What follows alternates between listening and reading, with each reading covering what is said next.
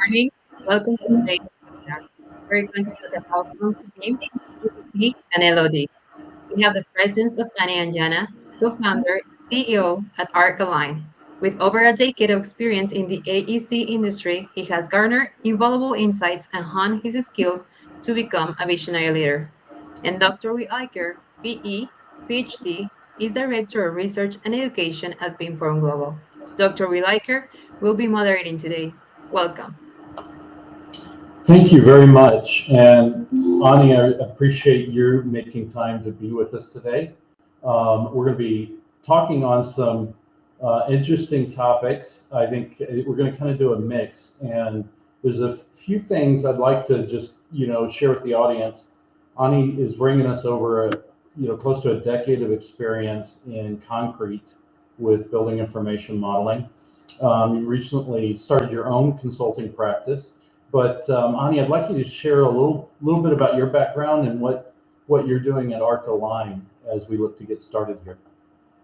Sure. I appreciate, Will. First of all, thank you for giving me this opportunity today to come here and talk with you and share whatever little wealth of knowledge that I've gained in past 1 decade. So yeah, my career started actually in concrete itself. Since I graduated in 2014, I joined Baker Concrete, which is one of the largest concrete contractor in nation, and learned my way through from ground up. So I was the BIM guy. I started the department basically there, and then slowly moved up towards like creating own standards and practices within concrete industry, because in 2014 there was not many help when I started to be honest on getting on what specification and whatnot, and especially on departmental side. So I've learned a lot through the industry, and moreover focused on the field side knowledge and experience on like how concrete behaves and what can we do to actually put it in the model practices. So my whole focus was always to be how to tie constructability into the model and not just make a pretty picture. So that was the initial goal. And from past a couple of years, I've been building my own team and trying to get my own consultancy started. And recently I moved out and kind of full time into my consultancy. But again, the whole idea is focus on the constructability side of it, so that the model actually speak the language of construction and not just a dummy model there, right? So that's the whole intent behind what I'm trying to do there as well. That makes a lot of sense. And some of the things we're going to be talking about today as we look at our topics, we'll be touching on a few areas. So one of the things we're going to talk about is in Structures Magazine this month. The focus of that magazine is on concrete and masonry. And so there's one article in there we're going to talk about, and it references ACI publication and tech notes. And this was published, updated last year. But we're going to talk about, what I'd like to do is use that Structures Magazine article to really guide us through some of the topics today. If any of the audience wants to read more, it's at structuresmag.org. It's in the Insights section. This was an article I had written that really looks at where we've been with concrete and building information modeling, where we are today, and then where we're headed in the future. And so, Ani, this is one area I'd love to get your insight on from, specifically from all your background on the both design and construction side of it, seeing that. What's interesting in the ACI Tech Note is they really define 7 key areas that they address level of development of concrete. They deal with concrete, obviously, and this is dealing with cast in place. Reinforcing, specialty and reinforcing. These could be stud rails, specialty items like that. Pre-stressing, and then specialty systems, embeds and formwork. And so one of the things, Ani, is I'm going to be asking you questions. We might just touch on these 7 areas. For those in the audience that want to find more, we're also going to be referencing the BIM Global's level of development specification that has updates in the concrete sections. And we're going to be dealing in the new format with cast in place. We deal in there with anchoring systems, and then also precast concrete. So we'll talk a little more about those. As I look at those topics, the main document we're going to be referencing here would be the LOD specification, the 22 version, and that may be downloaded at bimform.global LOD. Ani, when I look at your background, where did you get into this business? Kind of share with the audience where you started. And I know you worked at Baker for a while, but what was your degree in, and how did you get into the building industry? Sure, sure. So it's quite funny, actually, when I tell the story how I got into construction. I never intended to be in construction, actually. So when I graduated high school, it was time to decide like which specialty you want to get into in engineering. Obviously, my background was math, so engineering was the option to get into. And it was 2007, if I remember, and the highest industry at that time, or the most recognized, was the IT industry. Everybody was going into IT side, right? Construction was not well known, and I'm talking especially in India, because I did my undergrads in India. So all my friends and all of them, they wanted to go in IT, and I also had that same, like, I want to go into IT. But when we joined, for some weird reason, my dad suggested that you need to be in construction, because it's really the field that booms, right? And if you know the culture and the background in India, you have to listen to your dad. Like, there's no saying yes Yeah, and no. If he chose the field, you have to choose it, right? yeah. And thank God that I listened to him at that time. So I chose the field, and then got into it. Did my undergrad here in India, and then soon I was placed on a job site for a year and a half in India, and really sucked at it. I really didn't like it at all, like going out in heat and whatnot. To be very honest, like, that was not something that I meant to be doing. So I decided that, okay, I need to do something with my career, right?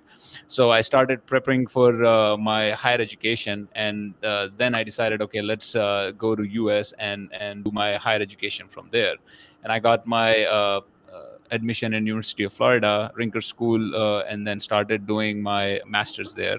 And then soon, during that program, there was a one course just for building information modeling. It was taught by Dr. Isa, and my professor, actually assistant, was Hamza, who works in Haskell. He's doing amazing stuff right now, technology wise. So he taught me BIM, and I just fell in love with that one program. The one degree was a side, and this one program was one thing for me. So it was like so much, I don't know, like, it was a calling for me that, yeah, this is what I want to do. Yeah. And then when I go back and realize why it was, is because I always wanted to be an architect, but never thought that I would go into it. But BIM was the closest to it, because it gave me a freedom of creating something, right? Like, Yeah. when I'm doing a model, it gave me that feeling of, okay, I'm doing something that is unique. So that's how I got into BIM. Now, concrete, I think concrete shows me, like, I didn't, again, same thing, like, it just shows me. I was looking for a job at that time in Yeah. 2014, and I had like couple project engineering jobs at that time, but Baker was the one that was BIM job, and I already knew I wanted to go in BIM, right, from that course. So without thinking second thought, I just said yes to them. I didn't knew nothing. They said you have to start the department. I'm like, I don't care. I'll start whatever it is. I want to do BIM, right? Right. and then and then that's how I got into it. And since then, never looked back. Just kept on climbing, kept on learning myself, and teaching. I think it was good and bad both. Like, I didn't had anybody above me, so I was learning all by myself. So I Right. had no, you can call it like, no guidance, but at the same time, it's good because I was creating my own uh, systems and my own places within Baker, right? So Yeah. that's how the whole story, I think, started.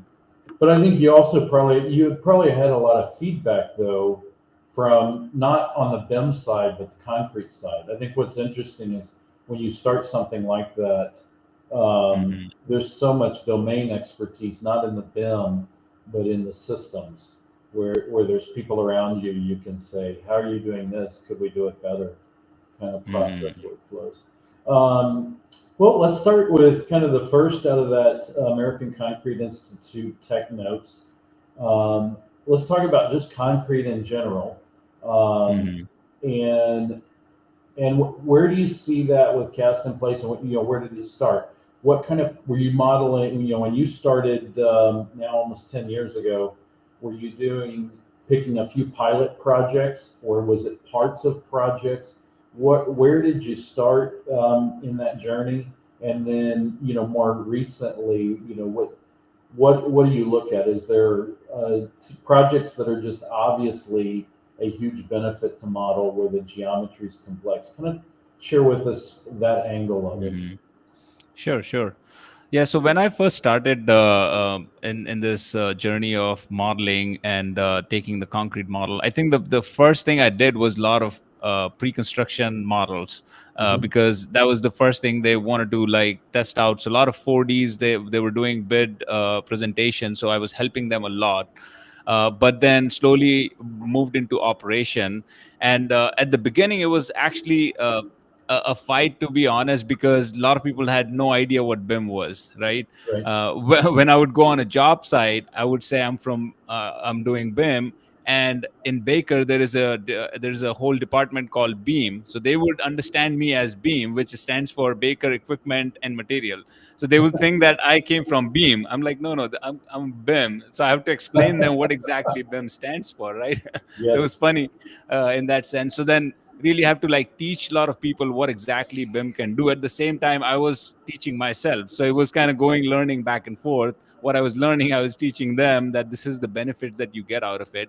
But really, it kick started from, I remember 2015, there was a job called All About Florida that I teamed up with my layout guy. So the layout guy was doing in AutoCAD, and then he picked the interest when I showed him that, hey, this is the model, you can actually extract your layout data from it. Yeah. So he saw the value in it, and he's like, let's give it a try. And it was a big project for us, but we both tag teamed on that project. So I was doing the model, and I was sharing him the CAD information that he would use and take it into the Mhm. layout and actually do perform the layout.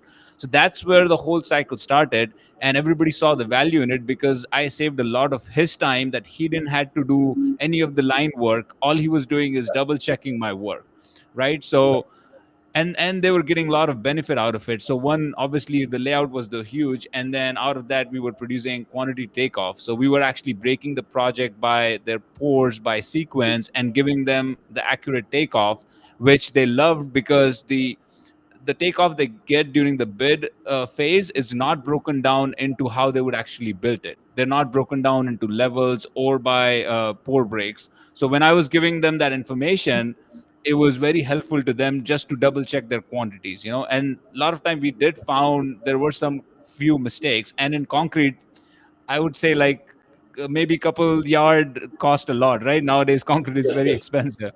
So those they saw the huge benefit and saving in that byproducts that we were getting out of the concrete. So that's, I think, all started. And till date, I feel, to your second part of the question, like where we see it, I think the layout and tying the BIM with layout and concrete has helped a lot. And I think it's still booming a lot with the new advancement in technology. If we see all the robotics that is coming out, they all interchangeably work with BIM only, right? All Mhm. the new layout data, you cannot do like a punch in number with Nomad. Now you have to feed some models in there for it to work. So, on most projects, y'all are checking volumes from the model back to the pour, and then what about sequencing? Are you finding that y'all are modeling in things like pour breaks on larger projects, or kind of talk to us about that sequence, because that's going to lead into Mhm. rebar modeling and then also formwork. Um, Mhm. but what about pour breaks in the concrete and sequencing like that? Like I said, like the quantities definitely was the main point, that when we picked up the pour sequencing, so we were dividing the pour to give them the right quantities. But I think I've seen that trend where like now it's helping them into the planning phase as well. So when we divide the model for in different phases and sequences, it helps them to even plan the job properly. When they have their formwork cycle, they understand that how the material would get repeated over and over again. Rebar is something that, to be very honest, I haven't gone into that depth of detail, or nobody have asked me that break my rebar, do the Right. pour breaks, and then do the laps, because again, it's not required yet. Nobody is Right. asking question about breaking the rebar model. So when we model rebar, it's just one big length monolithic. But Okay. yes, for foam work, it does help a lot. So talking about foam work, it helps in them to understand the cycling part of the foam work. When we do the model breakdown, they understand that, okay, how much foam work they can recycle and where they would go in place, right? And the same thing, quantity helps a lot for foam work. When we give them square footages, now they have proper square footages based on the sequences and the pour breaks. Yeah. So one of the areas that came up in here was kind of the next category within the ACI tech notes are reinforcing bars, and you've kind of touched base on it. Right now, y'all might model it in for general overall quantities, but Hmm. talk to us a little bit about virtual mock-ups of rebar. Are you using those in areas with post tension to kind of talk about congestion and constructability? And Hmm. maybe give us examples where you see that being used. Yeah, sure.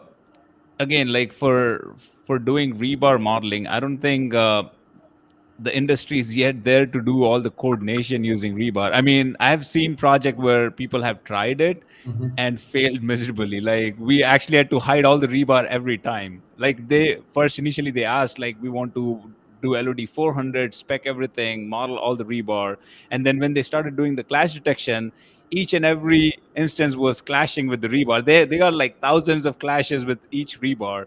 And in reality, when you look at it in the field, these clashes are easily resolved in field. They would the rebar is not that would hold exactly to its place. They always have a tolerance to move around, and they can Yeah. easily fit in the other systems. So for clash detection purposes, we didn't saw a huge value in it, and I don't see it a lot even today. But in terms of visualization, yes, I think it holds a Okay. lot of value. A recent project that I did was 400 Central in Tampa. They have a huge mat pour, which is about 11,000 cubic yard, and it was like mesh of rebar. They had rebar going diagonally, straight, horizontally, like everywhere you can imagine. There's rebar in there, and then the project team was trying to make the engineer understand that, hey, your rebar is too much congested and we would have problem actually concrete getting through it, and the and they would understand it, because when you look at the 2D drawing, all it says is one line and it says on centered, right? But they don't understand how that on center looks like. So then we model it. We actually did the whole model in rebar. Within 2 weeks we presented to the engineer, and as soon as we presented, the first instant they looked at it is like, holy crap, there's so many rebars. And we were like, that's what we're trying to tell you, right? But those are the instances I think are right now it's helpful on the rebar side. Yeah, I can definitely see that. Some of the research we've done, there have been project case studies where they are doing full rebar. These have typically been very specialty projects. One was um, it was a blast testing facility on a Mhm. military base, and they had a lot of massive rebar in the walls, and there was a lot of coordination. There's been some proton therapy projects where the gantry vaults would have 6 feet thick walls of concrete due to the radioactive material, but there'd be a lot of Yeah, piping and other things that are running through those. But they've typically been specialty type projects, yeah, yeah, such power energy projects, hydroelectric dams. Um, and that kind of brings up, moving into specialty reinforcing. One area I'm thinking of, like stud rails, I have seen groups do yes. just mock-ups to show the design team maybe challenges of congestion and electrical embeds and thin PT plates, for Yeah. example. So, um, I think talking about the stud rail, yes, we had on quite a few jobs we had model stud rail again on on asking, like if it's really required in the coordination effort, we would supply it in the model, especially for the projects where they have plumbing going through right next to the columns. They want to Right. see if their pipes is hitting with the stud rails or not, right? Yeah, the sleeves are And there and everything fits. exactly. And there was one job I remember, like all the stud rail, all the columns got stud rail, and then they were trying to put it in, and we were telling them that you would have clash on every column. There is no way, looking at the drawing, we can tell that there is a clash there, right? And the engineer then proposed a solution. They just changed the layout of the stud rail. They just moved one straight stud rail over. Usually you get like two or three stud rails, so Yeah. they moved to make the gap for the plumbing to pass through, and that basically resolved the clashes on the whole job.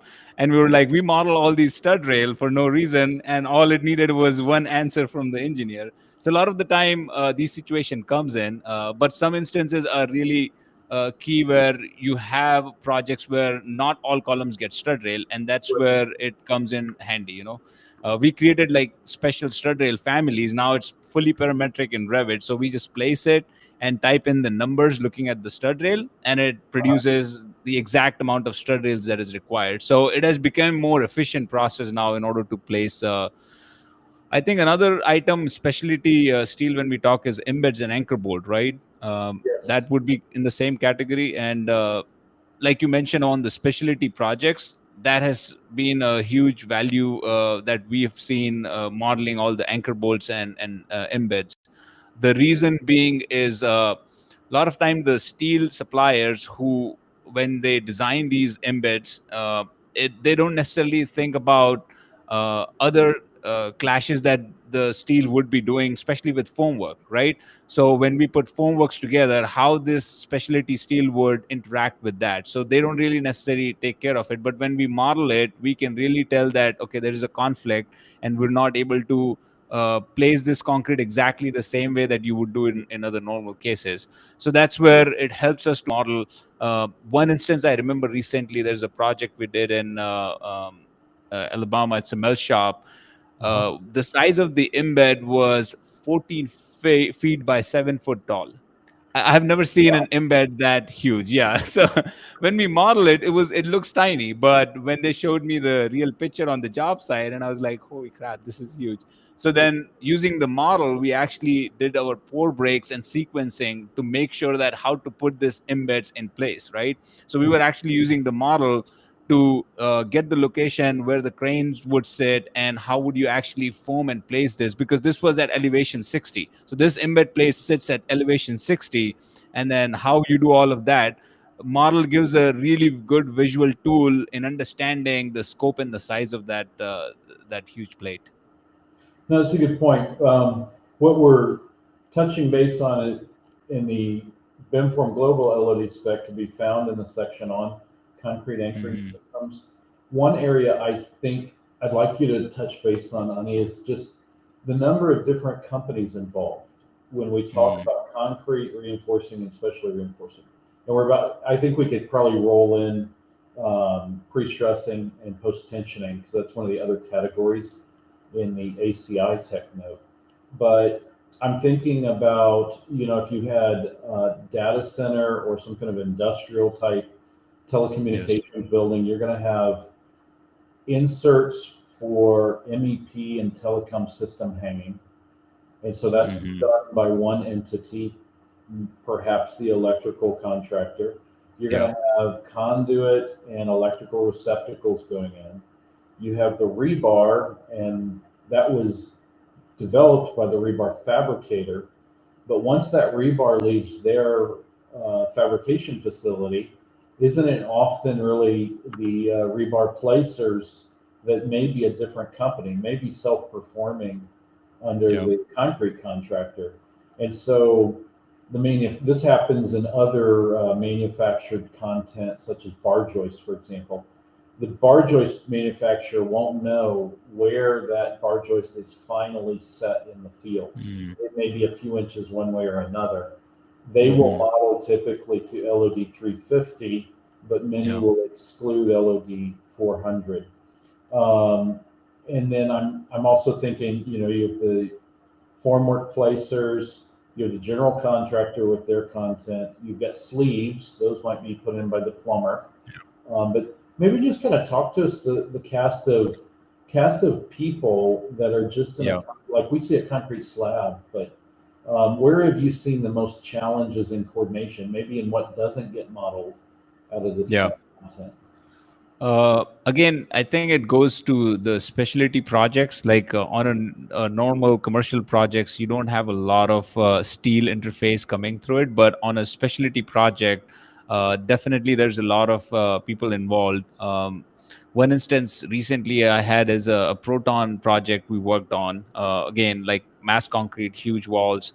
Uh, we have like different formwork companies working on that, and the challenge was like putting these inserts, right? So the general contractor want us to model all these insert because they want to see how these inserts are, because these are like the inserts will be placed and then another system runs through it while they pour the concrete, so they want to see the clashes through those. So we had to model all the inserts for the formwork in order to do a clash detection. But not only that, that also helped us to actually do a takeoff on those all those inserts, because there were like three different types involved in there.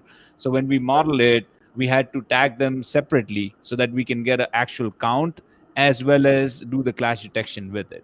So I think that's only mostly on the specialty projects. The industrial projects, you definitely have mix of different trades that get involved, and how it coordinate between each other, that works a lot, especially on the rebar and PT as well. So on commercial project, when we talked about, another instance would be if you have anchor bolts around your facade, for example handrail, right? And then you have your PT anchors right next to it. We had many instances that happens where you both of them are right at the same position, and the design team don't look at that, right? Because for them, whoever's the sub, they would handle it, and neither the steel guy who supplies the embed look at it, neither the PT guys would look at the embed. So it comes to our bucket that when we do model, we would model the embed plate and also the anchorage point for the PTs, and show them, hey, you have like 20 location that these guys will be clashing.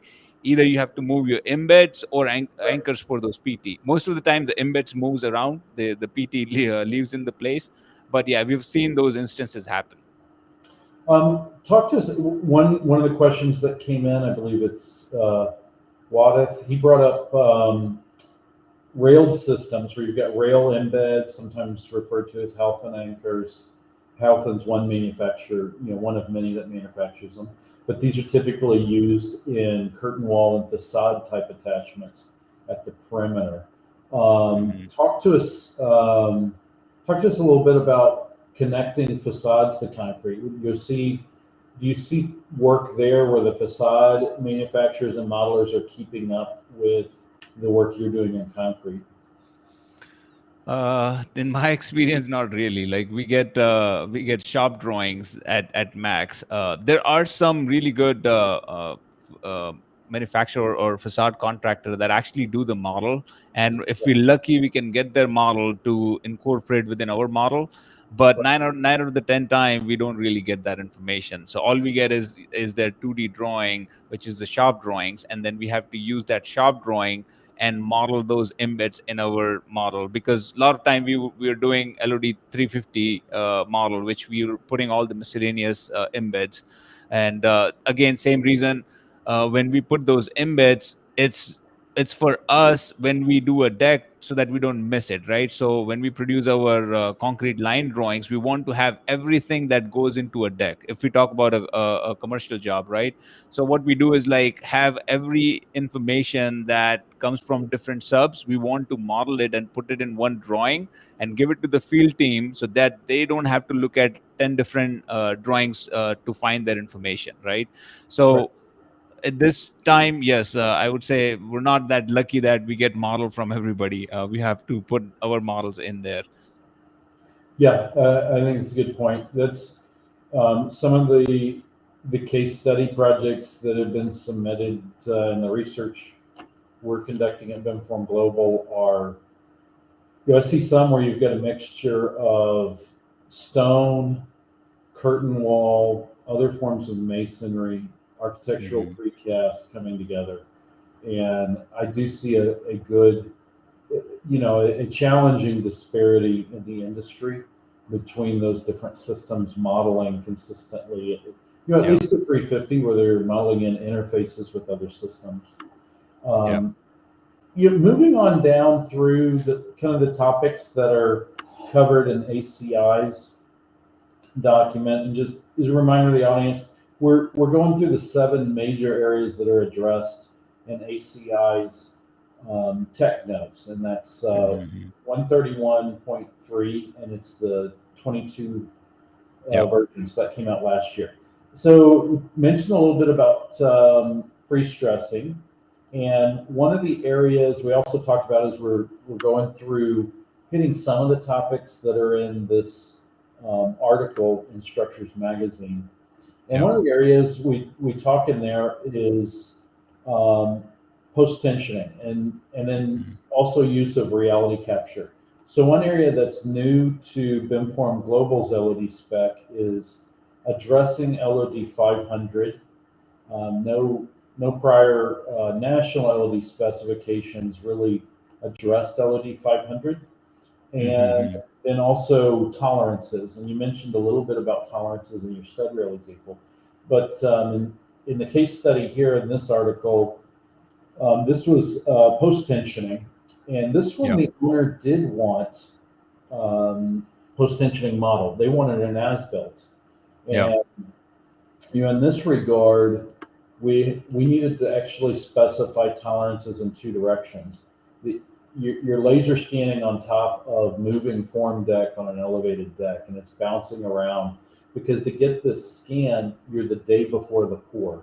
And so there, as you know, there's a lot of people out on that formwork. Yeah. And Mhm. so you get a lot of vibration in the vertical direction, makes the scan data fuzzy, if you will. But Mhm. horizontally, your form deck really should not be moving laterally. Yeah. You've got bigger issues if that happens. But Yeah. um, on this one, this case study, the project basically included just not modeling in the drape. The owner was interested in whole coring the slab within Mhm. months after the pour. They were selling different tenants. This had retail above on a two level parking structure below, and they just Mhm. wanted to know. They had some high end tenants that they knew they were going to need whole cores out in the middle of the areas for specialty Yeah. lighting, but they didn't know exactly. The interiors hadn't been designed yet, and so Yeah. Yeah. um, this was one approach, but talk to me a little bit about where you see reality capture and where you've seen it over the last 10 years, and then where you see it moving forward. This would include um, drones. It could be laser scanning, like this is showing in the article. But kind of talk to Yeah. us about that tolerance and how it ties together with rebar. Sure. Sure. I think in talking in terms of rebar, like what you're showing the picture here, we had a similar instance in 2018, a project that I did with Disney in Orlando. It's a 16-story hotel. They wanted to scan everything pre-pour and just archive it. So their whole point was to do an as build and save the data, especially the PT cables and anything that is conduit related. They want to capture all of that and keep it as archive. In future, if they're doing any remodel or modification, they know the information that where the PT cable is. If they're core drilling it, they need to know where the PT, and they don't hit the PT cable, right? Right. So when we got the project, we all laughed at us, like, what are you doing? Like, you're just saving all the data. Like, the task was pretty easy at the end. The submission was only a scan point cloud, and that's it. Usually we don't get that. We When we do talk about scan, you have to take the scan data, and now you have to do a whole analysis part of it, give them the tolerances, and then submit a piece of drawing. In this case, all they wanted is just scan data. They're like, just give it the scan data. But the challenges were there. You're right about the challenges on scanning side, because you're on an open deck, right? So in terms of scanning, if if you understand where the scanning would come, you need some vertical faces for it to tie together. Otherwise, you have to put hell lot of targets to get itself stitched. And this is, I'm talking 2017, 18. So technology was not yet there where you would have full registration on site, everything. So it was a challenge, but we went through it. We did all 16 floors, and there were 3 pours on the job. So it was a whole year nonstop scanning. Every week I would get a scan, I would process it and dumb it down. I was using Faro scanner at that time. Interestingly, there were a couple of instances that we had to use internally. I don't want to put a name, but there were a couple cables that got broken, right? So it happens on a project that you have something that those hasn't happened. So the project manager calls me like, "Hey, you have that scan data. I would really want to look at it and see where the cable is so that we can really cut it down and resolve the issue." So the scan data actually helped during the Oh yeah. project as well. Yeah, so we were able to actually get that information out and help them that here's your PT. You don't have to just call another scanner to really go and scan the concrete. So that was instance that kind of my introduction for doing the rebar modeling or as-built of rebar. Uh, Lately, we've been using the reality capture for concrete is for doing the topo of the deck. So the process that we have switched now is we're doing a 4 scan for each deck. So it would be a pre-pour scan, then you would be doing a post-pour scan, and then post-shore, and then after 28 days. So we're actually doing 4 scan on each deck, and Oh, then measuring same point, exactly same location for this whole all 4 scan. And what you're getting out of this is a deviation report on each of these instances. So we can really tell that before pour your elevation was this, after pour was this, and when the slab got deflected, if it was designed to deflect that much, then we got the number right. But if it deflected too much, then we can prove that our deck that what we poured was at the right elevation, right? yeah. So we've been doing those quite a few projects now, and we're getting a lot of good feedback out of it. So Yeah. but on that pre-pour scan, we actually are getting all the PT and rebar scan. So now we're actually producing this as a byproduct and telling the general contractor that, hey, you have your pre-pour already done, so all your PT cables are scanned. You can keep it for archive in case if you need it in future. You always have that data. That's a good point. And really, what I like about that is you're mirroring something that should be very familiar to owners and general contractors. If we just look at concrete mix designs, what do? Hmm. We get a submittal of the mix design, and that's Yes. before we make the mix. And Mm. then we're going to look at testing data, and we're going to get cylinders made the day of the pour, and we're going to break those 3 days, 7 days, 28 Yeah. days. And that's what gives consistency and confidence in concrete is test data. Yeah. You're dealing with a mixture, and it's one of the few building materials that has such a short life, time span that it's workable. Hmm. I can't think of any other building material that's quite like it. Yeah. When you look at the dollar amount spent on concrete, and you've got this Yeah. really very dynamic material on pour day. Hmm. Um, and so what you're doing are really those 4 stages. You're going to be scanning pre-pour, and you're going to get the form work, the state of the rebar, and that's Hmm. probably difficult to schedule because I guess there's a lot of people putting in everything that day before the. Yeah. So Yeah, you. I mean, thank God the layout team are pretty well versed on these jobs, so they have like a system going on. The project that recently we're doing is a 40-story, and we're at level 20, I guess, right now. Uh-huh. And yeah, it's constant flow, like it's never stopped. You're just constantly scanning all day long. And then before you strip the formwork, so and then at formwork stripping, you probably scan Hmm. again, and then you're saying also at 28 day. Yes.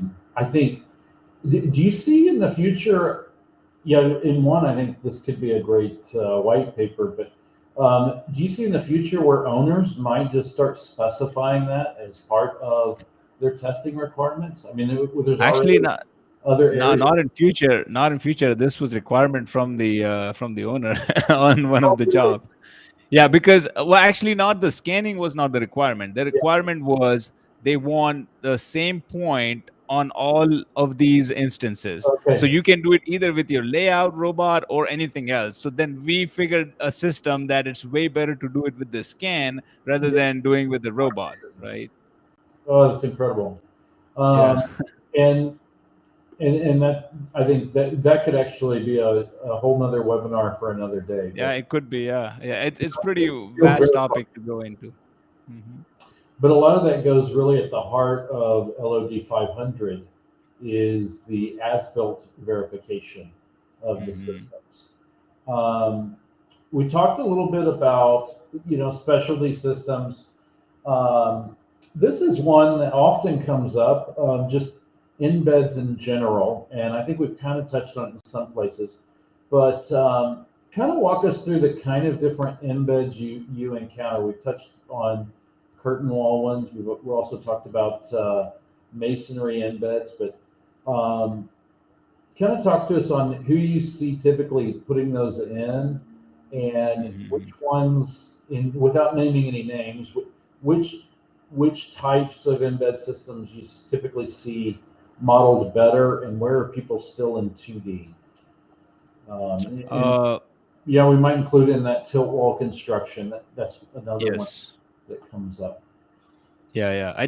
I think again the huge benefit of modeling embeds is one for the coordination, right? So we get the coordination with any other system that is conflicting because sometimes these embeds get bigger and they have studs, Nelson stud getting stick way deep into the concrete. So you don't know what is it's conflicting with the rebar or anything else. So that's one, and the second is for the layout as well. So we're using actually when we put the embeds, we use it for doing the layout using those models and as well as the as built. So once we laid out the embed, and then usually with the robotic tool station nowadays, you can shoot prismless. So what they do is like on the formwork, they'll have the robot on the side, and then they'll just point on the corners of these embeds. The laser just goes on the formwork. They just mark it and then tie that embeds into the formwork. And once they strip everything out, then we use the same method of shooting the points and getting that data back to the model in order to compare how the embed is, because that's a requirement from the contract, right? That we have to submit an as build of all the embedment that goes and submit it so that the steel manufacturer knows where your embed is and they can either have to change design or not. So this process is actually way faster than the conventional method, because if you have to tape measure it, imagine like on a tilt wall, you're way up high. How do you just go and measure on the tape, right? So you shooting with the gun, it became more easier. And then once we have the model data already, what we do is in this instance we use, for example, APL is a tool within Revit, Autodesk Point Layout. So we tag the points already in the embeds, and then when we get the second data back, the as-built data back, it automatically tells us the deflection between the first and the second point. So Sure. it's intelligently it knows exactly this point is this location, and it gives us a deviation report. So that basically streamlined the whole process way faster rather than doing it in conventional way. And then when you're doing that, is that basically robotic total station points being shot? Yes, Okay. exactly. We Cool. we tried with scanning Yeah. once or twice. We tried shooting embeds using scanner, but a lot of the time you don't really get the high quality detail because again the embeds are inside the concrete. You would have to like really clean the surfaces out, and there's a whole lot of process before you actually do the as build. So we figured that using the robotic is way faster than actually doing the scan. Yeah, it makes sense for controlled comparisons. Yes. Um, okay. Well, pivoting here, we've touched on it, but let's go deep into the formwork. I think, in past, there's been different industry presentations on the cost of concrete, and they Hmm. will sometimes talk about material wise. Concrete might be a quarter, give or take. Steel might be a quarter, give or take, at an in place cost. But if you include labor to make the formwork and get it all together, formwork represents 50% of the cost of concrete. Yeah. And Yes. that surprises some people that are new to concrete, and it has to Hmm. do with geometry. And so, one of the things that's come up over the years, when I've talked to different estimators about this Hmm. topic is, just count how many clicks it takes to make the geometry, and the more clicks you have to model it, the more Hmm. expensive it is to make it. And Hmm. they say that analogous to steel and concrete. If you Yeah. have a beam and it's repetitive and you can hit a ray and you can Yeah. blow out 80% of the floor, that means the formwork is repetitive. That means Yes. it might be more economical. But talk to Mhm. us, I guess, early on what you were doing with formwork, and then where it is today, and then maybe where you see it going. Sure, sure. I think same as you mentioned, for foam work is like a huge cost when it comes in concrete construction. If you know your foam work better, then you can save a lot of cost on recycling the material, right? And then a lot of the waste actually come out of the foam work, right? So we have seen that if people don't manage the foam work properly, at the end of the day, they have a lot of scrap left at the job, and that's all the waste, right? And you lost all that money just not doing proper planning of it. Where in the past that I have used a lot of the modeling tools is the planning of homework. So again, like sequencing, pour breaks, and giving the team that, hey, you have these many number of columns, these number of beams similar. This is the size of the deck. So we give this quantity information to them that they can use to plan their homework properly, right? So if 24 by 24 columns are X amount, 32 by 32, which you can get it from your bid, but it's way hard to get that information. It's all scattered everywhere, right? In the model, we can quickly isolate and give them a color coded 3D view or even a schedule out of it, and that helps them a lot on generating the number properly. So that is one cases that I've used it a lot many times. Another is instance that you talked about is custom form work, right? So we had many instances where we had to do a Y column. Now that's not typical as your normal straight column. You have like a Y column. A recent project we did is in Fort Lauderdale called RD Los Olas, and Baker actually won a CFSA award for the craftsmanship on that, because this column is pretty unique. It goes 3-story high, and it's a Y shape, but it's not a square. It's trapezoidal. So it's Okay. basically and it's going in Y direction. So this was a challenge to figure out how the formwork would work, right? And then my formwork team came to me as like, hey, we need to do something on it. So we did a full model of it, and actually a model all the formwork on how to actually do the formwork on this job. And I was sitting with the formwork engineer at that time, and we were going back and forth that, okay, how the system would work. But at the end of the day, when we model it, we took the model and then broke it down into shop drawings and gave it to the yard, which then they actually fabricated the formwork using the model. And luckily I had 3D printer at that time, so I had 3D printed pieces of these formwork, and Oh, legit I took it to the yard and then showed it to the guys, and they were amazed. Like when I handed them the whole formwork system, how it plays together, they all loved it. They're like, oh my god, this is like blessing, because there were like different pieces, and I showed them one by one how to put it together, and they just loved it. And it was only possible because I had the model, right? I had the tool to make it happen. Otherwise it was very tough to do that. have you seen many of the, there's several large national manufacturers of formwork. What have you seen them developing as far as objects for the modeling? And are you seeing the formwork models being used in the estimating and sequencing process? Uh, Not in the estimating, but we are seeing that there's a trend on actually doing the engineering, homework engineering using the model, right? We're not yet there because when you look at the formwork, is very complex in terms of like how many parts and pieces that goes into it. We don't realize, we just look at it like, okay, it's just wood and metal put together, right? But now with different companies introducing different system, and it's keep evolving, right? Because they're doing their own engineering. For example, Doka, Perry, they have their own system that they're introducing every year. So it's hard to keep up with these system. If you model one system, next year they might have changed something, and now you have to replicate the whole thing. As well as formwork is very, I would say, dynamic in nature. So modeling it and making it parametric is another task. Yeah, you can do a dummy model of it and put it Yes. in one instance is okay.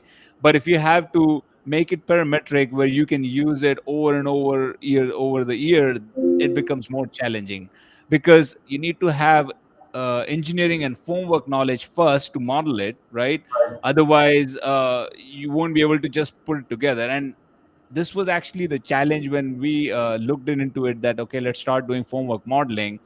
Nobody had knowledge of formwork at all, like how the system put together. And when we talked with the formwork engineer, they had no clue of the modeling side. So it was very hard to kind of interrelate from each other. But yeah, these formwork company are doing their own modeling, but I feel like they're not parametric yet. They do it for demonstration purposes, that hey, this is how it should be look like. Right. But it's not fully parametric where we can just use it, click a button, and it will place itself. I think we have ways there to get there. The Yeah. technology is still evolving, and maybe with AI, who knows, we might get in next 10 years or so. Yes, and maybe sooner. We're going to be. Yeah. We've got about 10 minutes left. We'll be talking some about the future. Some of the questions that have come in. Are you finding that a lot of projects are using um, custom built or their own formwork, or are they using proprietary systems by by a manufacturer for the formwork, such as Doka or others? Yeah, so I think it's mix of everything. When I was at Baker, we were using high load and truss table for commercial high rises project, but also it's mix of now we're using different system from Perry as well, and then Doka on the other side on the industrial project. So it's kind of mix of all of these.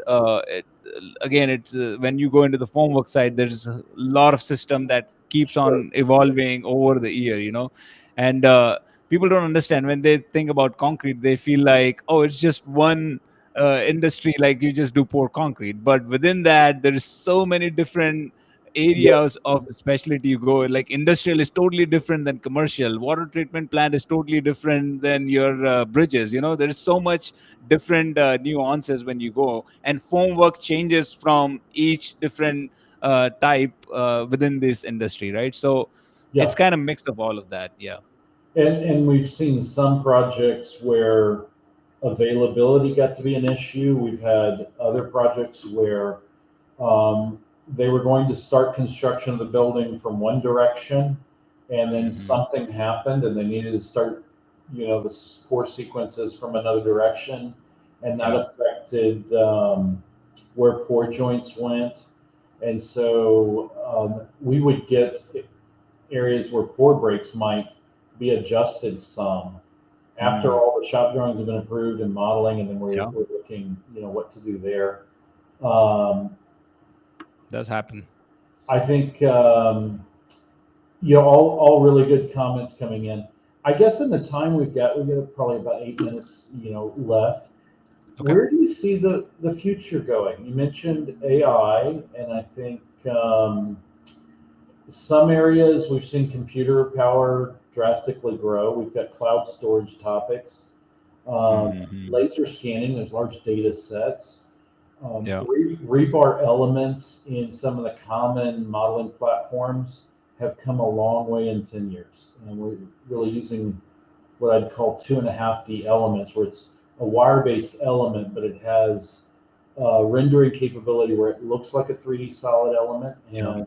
but it has the efficiency of a wire Yeah. element in it. So Yeah. Yeah. when you look into your crystal ball, I mean, what do you see biggest step forwards next year, the year after, in concrete?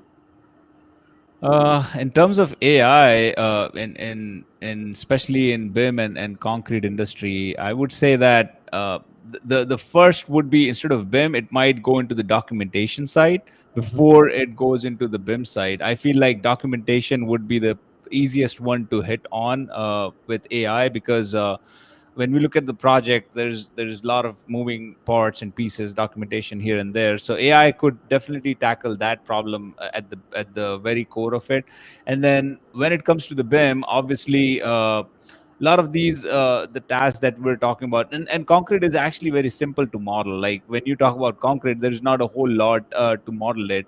So modeling wise, I feel like AI could really do pretty well when it comes to doing concrete, because you're just putting boxes together, right, and pieces, puzzles together.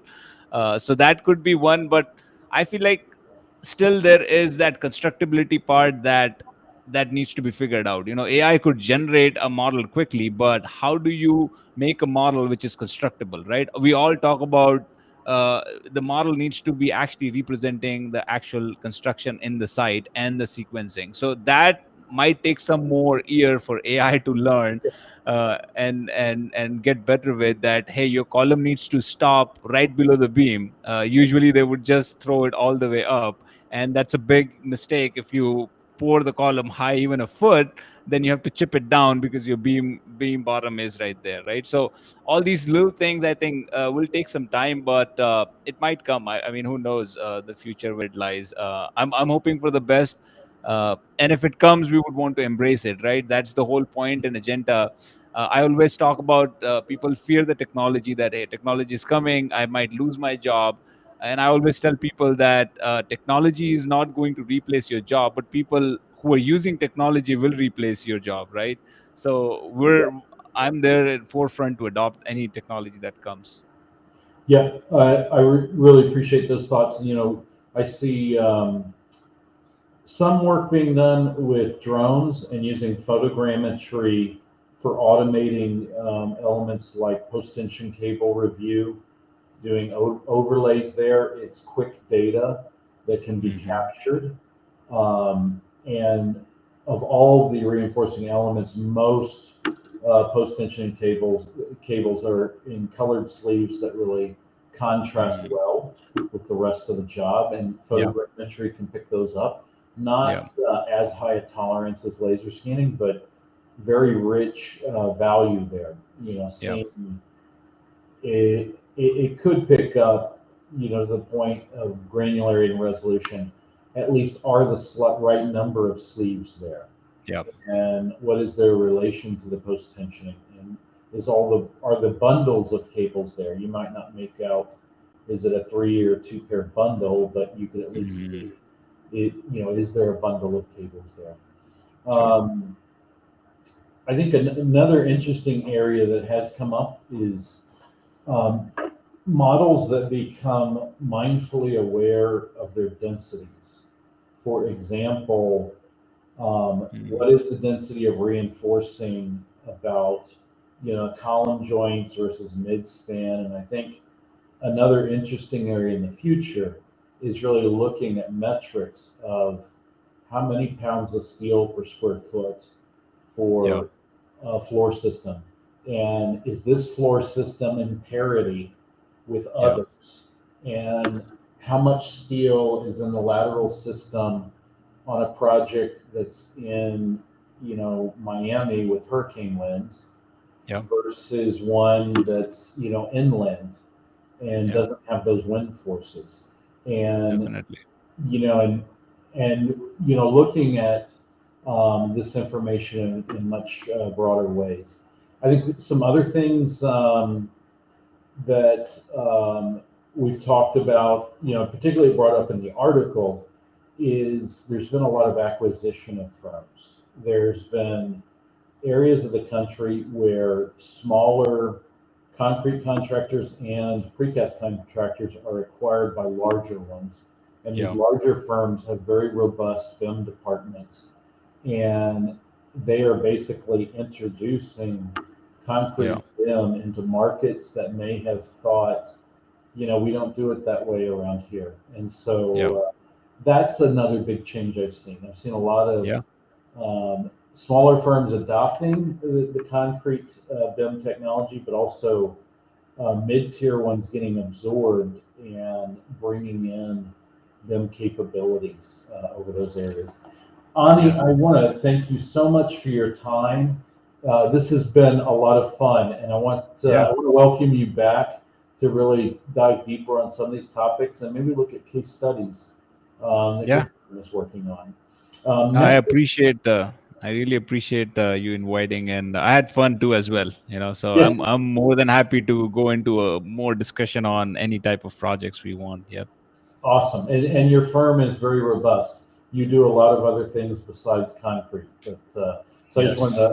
to highlight that as well. And to reach you, you can reach out to Arc Aligned, and we'll have Yes. information on the post. Next week's webinar will be, I'll be moderating, and it will be Henry Letterman and Mike Gustafsson. We're going to talk about connected models, and that is bringing connection design earlier upstream along the remaining design. If we did not get to everyone's questions, I appreciate your patience. Ani and I will follow up afterwards. But we're at time, and thank you again, everyone, for tuning in. Thank you, Will. Take care.